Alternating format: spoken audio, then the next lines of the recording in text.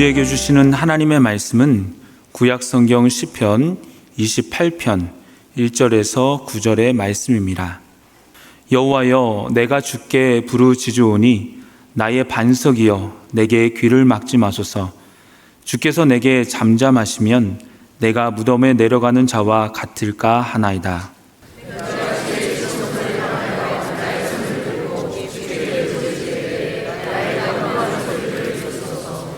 악인과 악을 행하는 자들과 함께 나를 끌어내지 마옵소서. 그들은 그 이웃에게 화평을 말하나 그들의 마음에는 악독이 있나이다.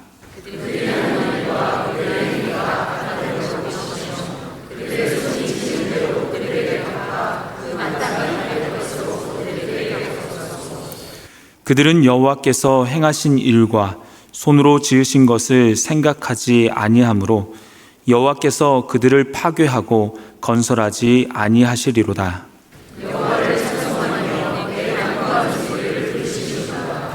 여호와는 나의 힘과 나의 방패이시니 내 마음이 그를 의지하여 도움을 얻었도다. 그러므로 내 마음이 크게 기뻐하며 내 노래로 그를 찬송하리로다.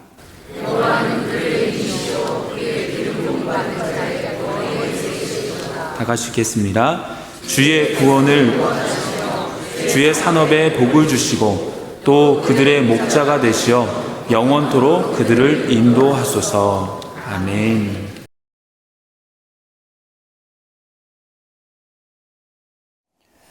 우리 교회는 참 좋은 교회인 게 예배 시간에 일기예보를 해줍니다. 그래서 비가 오고 있는지 아닌지 이렇게 들으면 알 수가 있습니다. 비가 지금 엄청 오는 것 같습니다.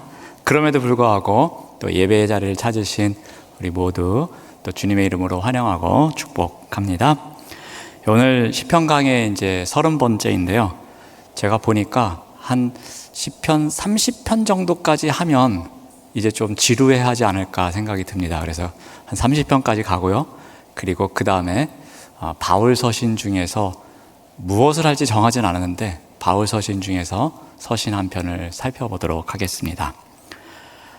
우리는 언제 기도를 멈추겠다라는 생각을 합니까? 더 이상 이제 기도 못하겠다. 기도 이제 포기해야겠다. 이런 생각을 언제 하십니까? 응답이 없다는 생각이 들 때에, 그리고 하나님께서 계속 침묵하고 계시고 저 멀리 계신 것 같고 나를 외면하고 계신 것 같다는 생각이 들 때에 이제 기도 그만해야겠다. 기도해서 뭐하나 그런 생각을 합니다. 마음속으로 질문을 던집니다. 과연 이 기도가 의미가 있을까? 하나님은 과연 나의 기도를 듣고 계신 것일까? 그런 생각을 할 때가 많습니다. 근데 오늘 본문 말씀을 보면은 다윗이 기도를 멈추지 않는 모습을 보여주고 있습니다. 시편 28편 말씀을 보면은 하나님께서 침묵하고 계시는 것 같습니다. 그럼에도 불구하고 다윗은 계속해서 하나님께 부르짖고 있습니다. 왜냐하면 하나님께 기도하는 것을 멈추지 않는 것이 믿음임을 알았기 때문입니다. 침묵 속에서도 하나님은 듣고 계시며 하나님의 때에 반드시 응답하실 것이라는 믿음이 있었기에 다윗은 기도를 포기하지 않고, 다윗은 기도를 멈추지 않고 계속해서 기도의 자리에 설 수 있었던 것입니다. 한번 그 내용을 오늘 한번 살펴보겠습니다. 자, 먼저 다윗은 하나님의 침묵 속에서도 기도를 멈추지 않습니다. 우리 1절 말씀을 봅니다.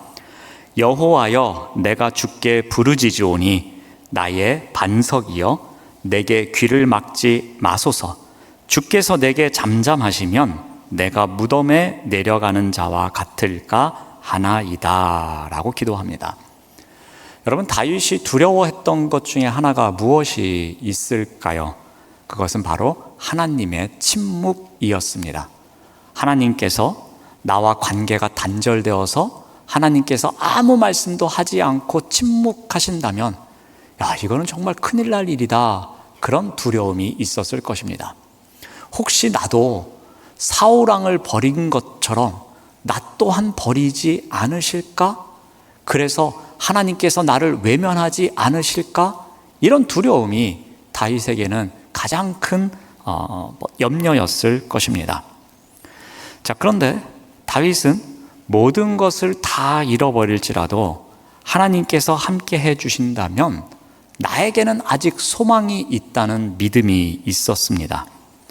다윗이 가장 간절하게 바라는 것은 바로 그 하나님 존재 자체였습니다. 그래서 다윗은 하나님을 부르는데 어떻게 부르는가 하면 여호와여라고 부르고 있습니다.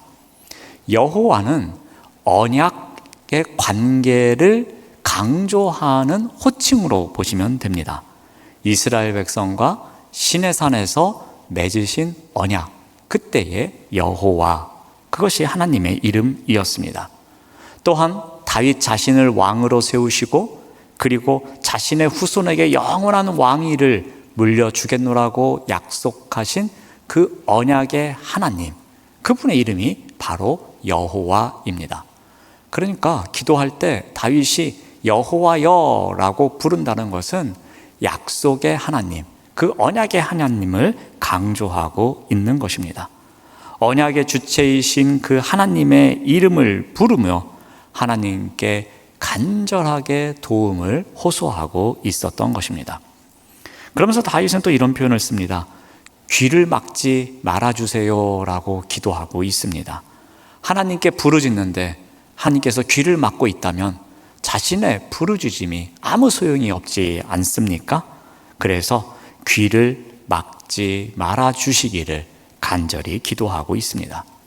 하나님께서 지금 귀를 막고 계신다면, 그래서 나의 부르짖음을 듣고 있지 않으신다면 그것은 제가 스올에 내려가는 것과 똑같다라고 말합니다. 내가 무덤에 내려가는 것과 별반 차이가 없음을 고백하고 있습니다. 그만큼 하나님께서 귀를 막으신다라는 것은 그것은 죽음의 공포에 짓눌리는 것과 똑같은 심정임을 말하고 있습니다. 또한 이런 표현도 씁니다. 하나님께서 돕지 않으신다면 다윗에게는 남는 것은 절망뿐일 것입니다.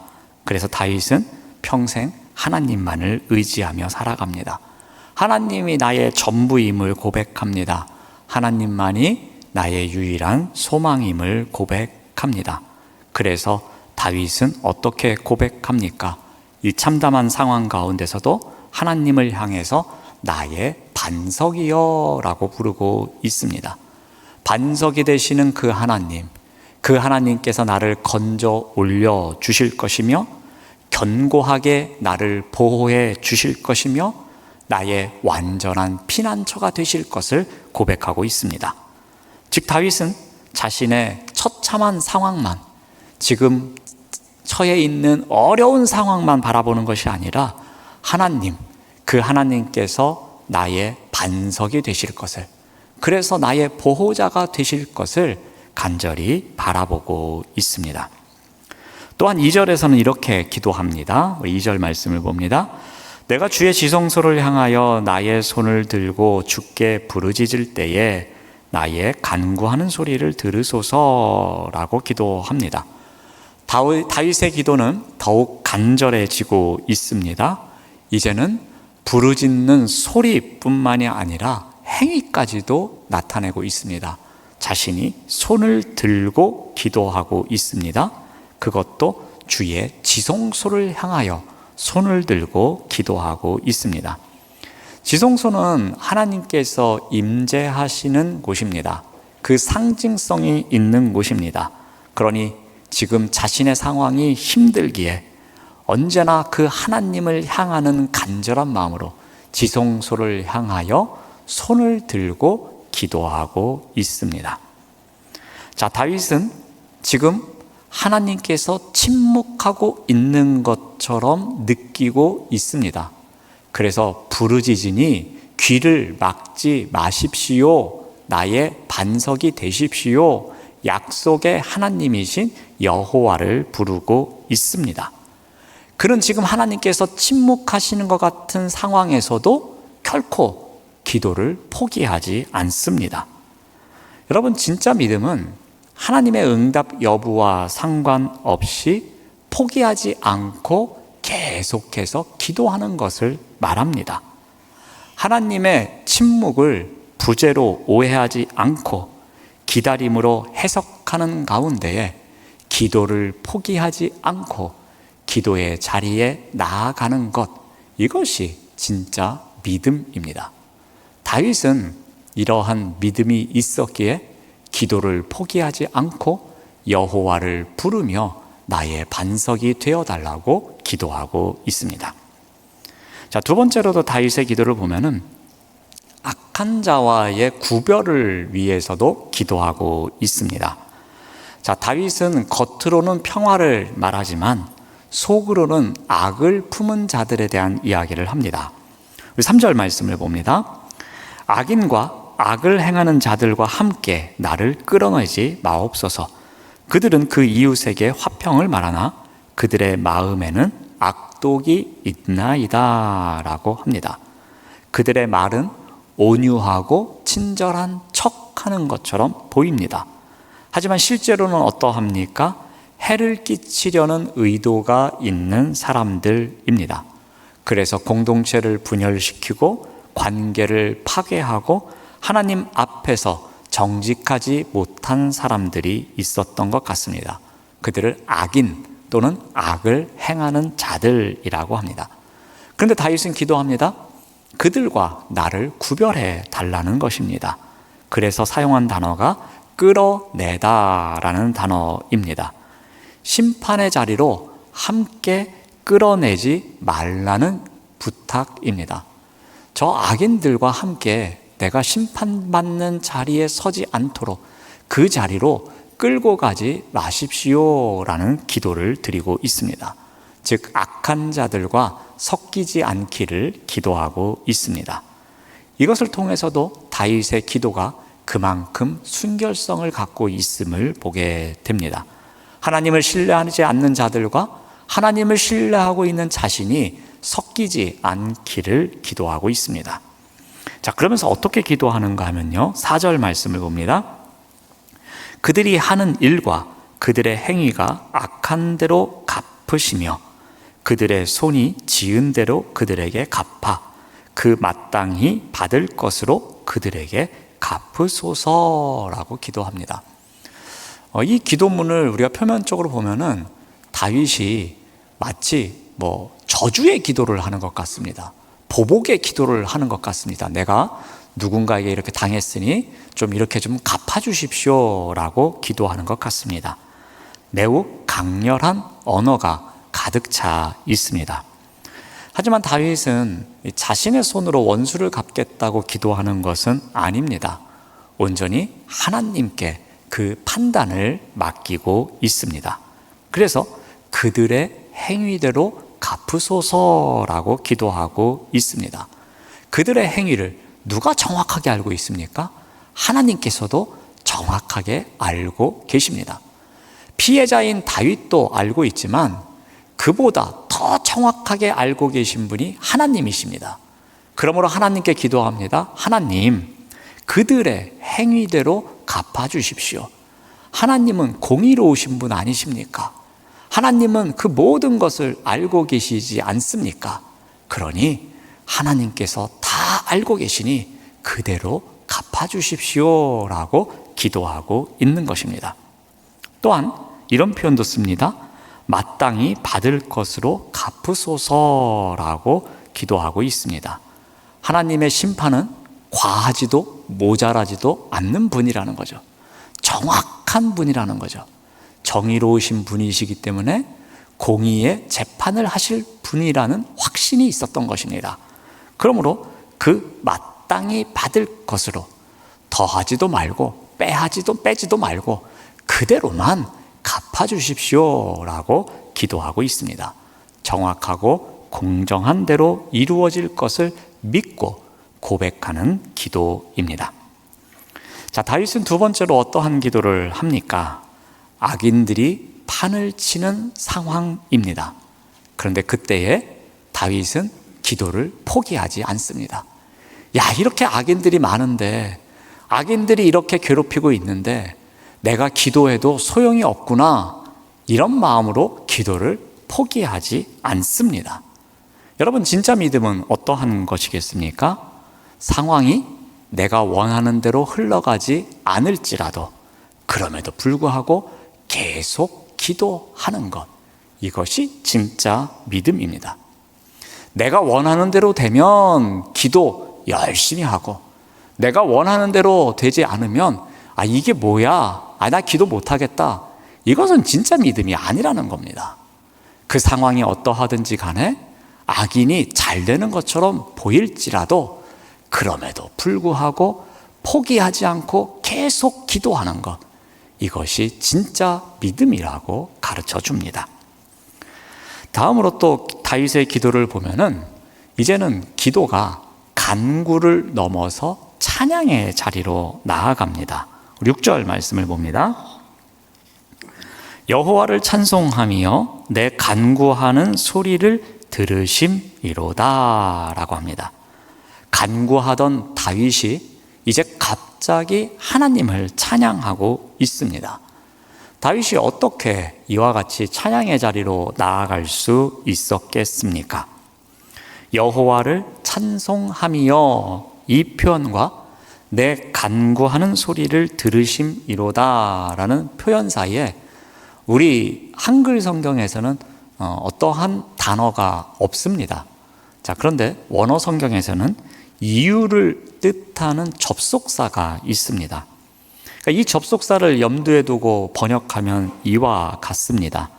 내 간구하는 소리를 들으시기 때문에 여호와를 찬송합니다 라고 번역할 수 있는 것입니다.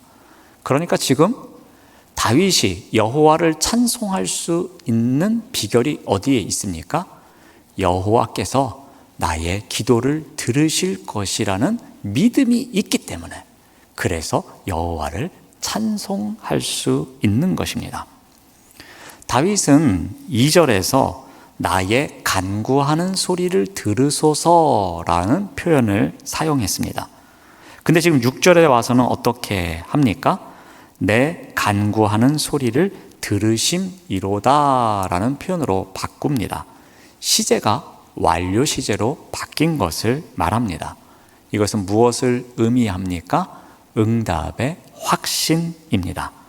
이 믿음이 있었기에 다윗은 지금 찬양의 자리에 설 수 있었던 것입니다. 자, 다윗의 찬양은 또 어떻게 이어집니까? 우리 7절 말씀을 봅니다. 여호와는 나의 힘과 나의 방패이시니 내 마음이 그를 의지하여 도움을 얻었도다.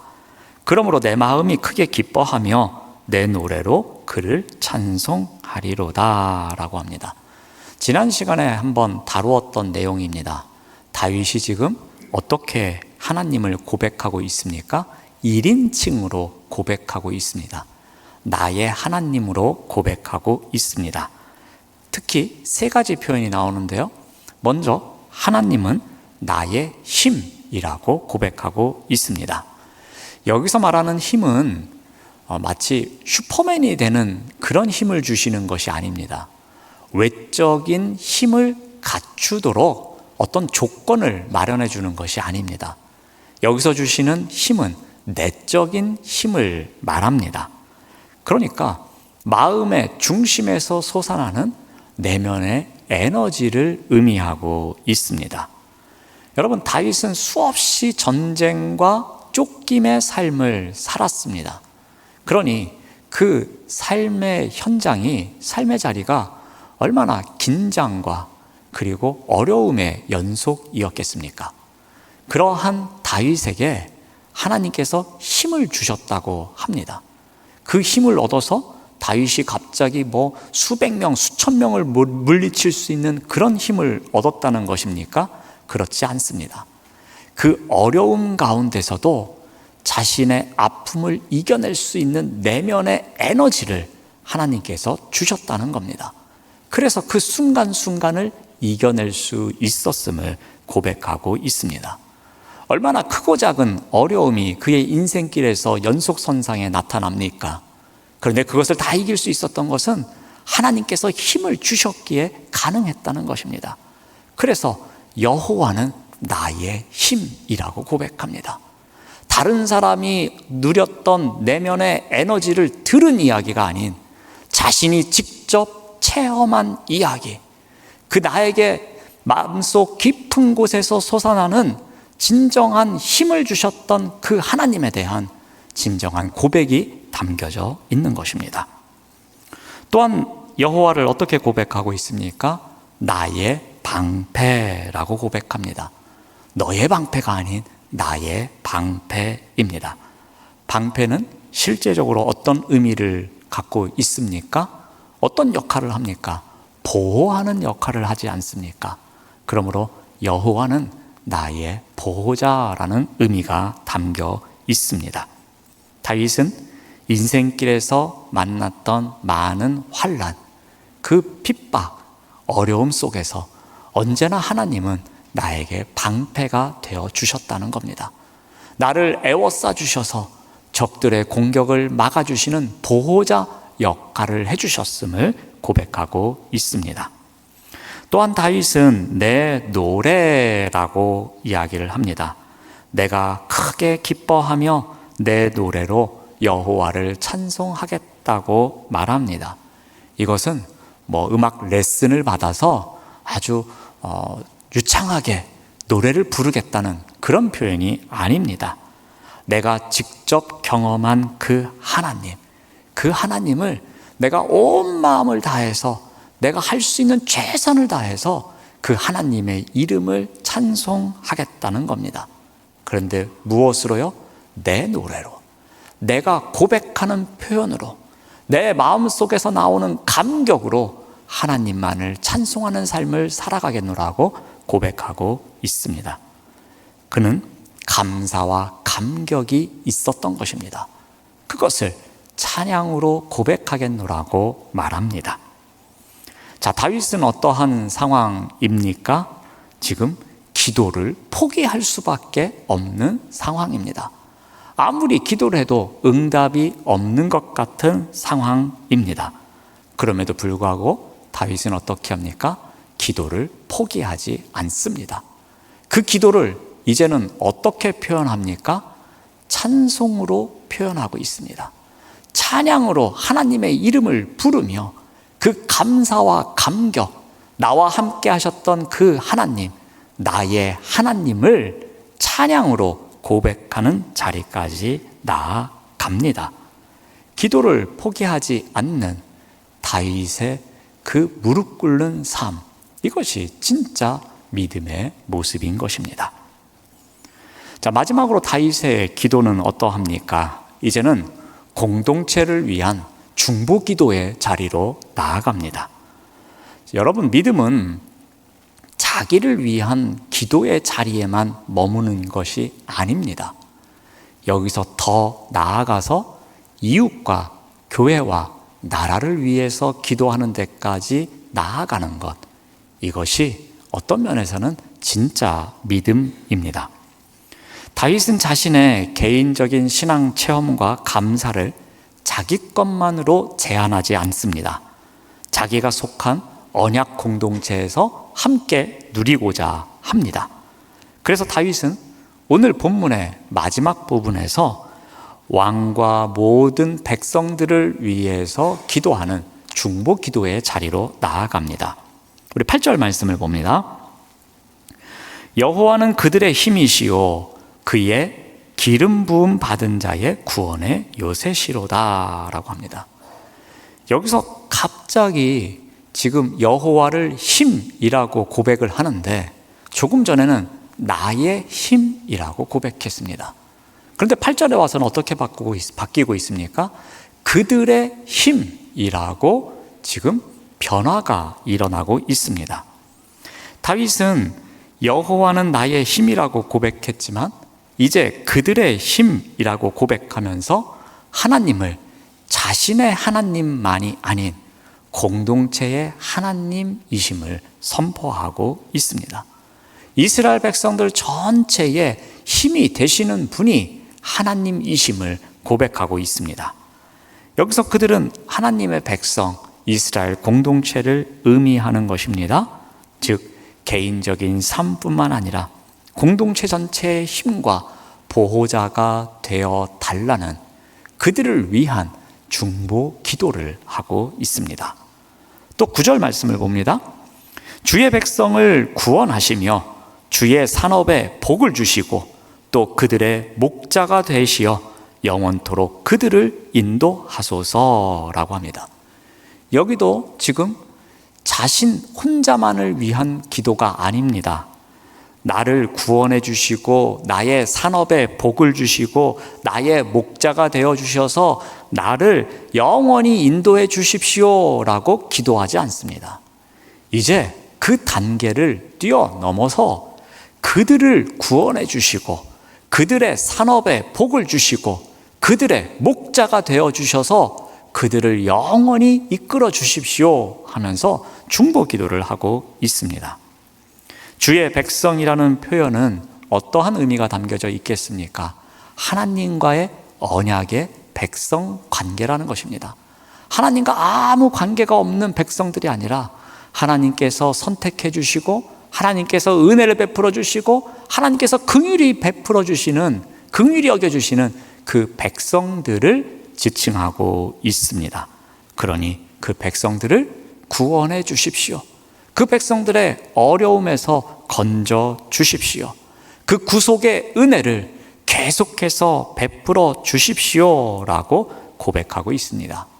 그래서 다윗은 나의 백성이라고 고백하지 않고 주의 백성이라고 고백합니다. 대부분 왕은 백성들을 나의 백성이라고 이야기하지 않습니까? 근데 다윗은 주의 백성이라고 고백합니다. 주님과 언약의 관계에 있는 하나님의 백성이기에 하나님께서 구원해 주십시오. 하나님께서 사랑해 주십시오. 하나님의 은혜가 없으면 이 백성이 살아갈 수가 없습니다. 이러한 중보 기도가 담겨져 있는 표현입니다. 또 주의 산업에 복을 주십시오라고 기도하고 있습니다. 제 기업체에 복을 주십시오가 아닙니다. 백성들의 산업에 복을 주십시오가 아닙니다. 지금 우리가 살아가고 있는 이 삶의 터전, 이 모든 것이 주의 산업입니다. 주님께서 지정해 주시고 주님께서 선물해 주신 곳입니다. 그러니 주님의 산업에 주님께서 복을 주십시오라고 기도하고 있습니다. 물론 여기서 말하는 복은 재물만을 이야기하지 않습니다. 이스라엘 백성들이 가장 좋아했던 샬롬을 의미하기도 합니다. 또한 정의를 말하기도 합니다. 영적 풍요함을 이야기하기도 합니다. 또한 공동체가 누리는 은혜를 이야기하기도 합니다. 이러한 것들을 주님께서 책임져 주십시오라는 중보 기도입니다. 또한 다윗은 그들의 목자가 되어 주옵소서라고 기도합니다. 우리가 잘 알고 있는 것처럼 시편 23편에서 여호와는 나의 목자라고 고백했던 다윗입니다. 그런데 여기서는 어떻게 합니까? 그들의 목자가 되어 주십시오라고 고백하고 있습니다.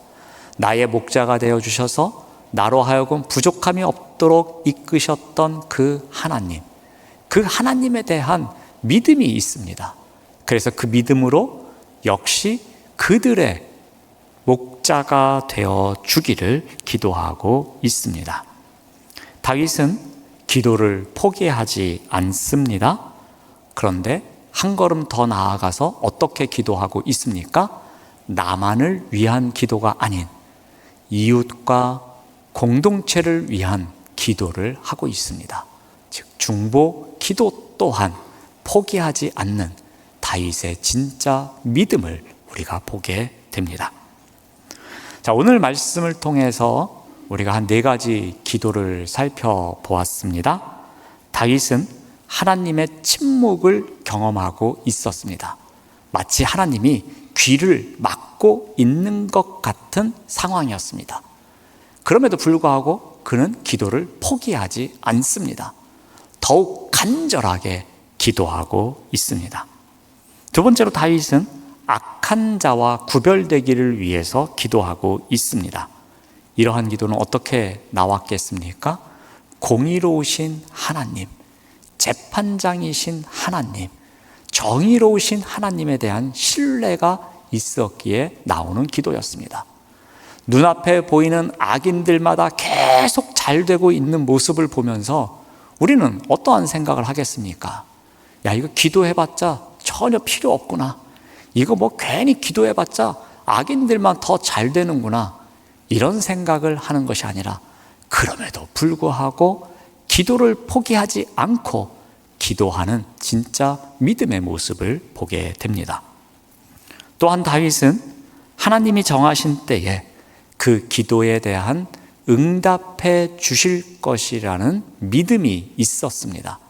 그래서 그 응답해 주실 하나님에 대한 고백, 그 믿음의 고백을 할 수 있었는데 그것이 바로 찬양이었습니다.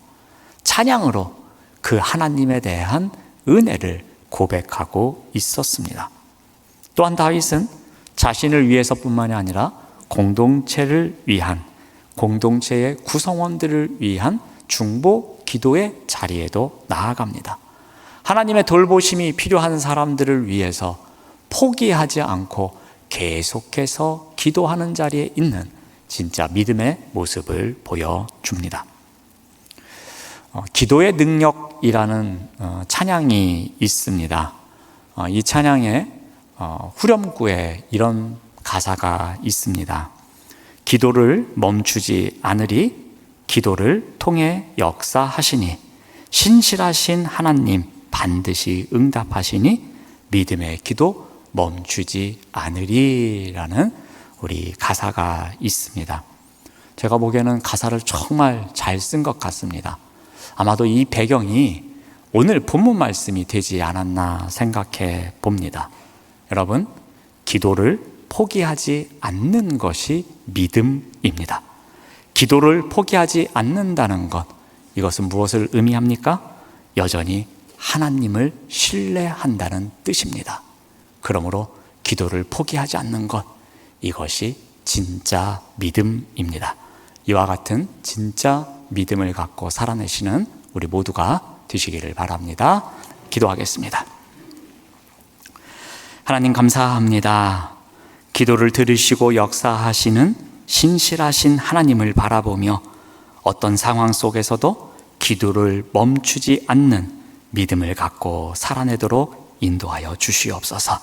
예수님의 이름으로 기도드립니다. 아멘.